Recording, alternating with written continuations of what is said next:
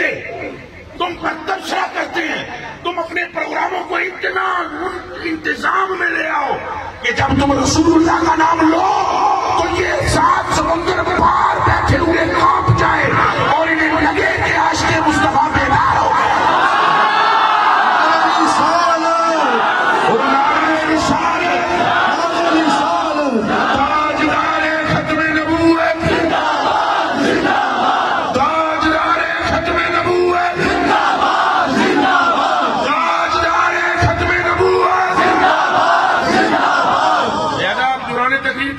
چوچرا کی آواز نہ آئے, میسج سے ہی کنوے کرو آگے, ٹھیک میسج آگے جانا چاہیے.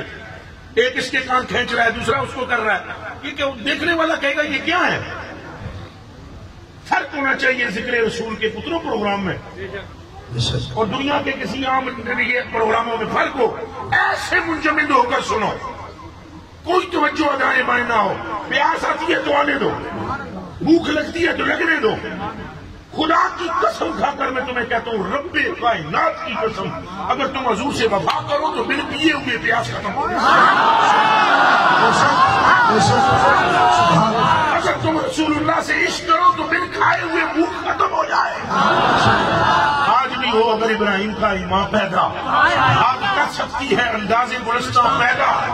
اور جو معجزے حضور کی ظاہری حیات میں ظاہر ہوئے ہیں آج بھی وہی ہو سکتے ہیں اگر ہمارے اندر وہی عقیدہ جنم لے لے جو صحابہ کے اندر تھا.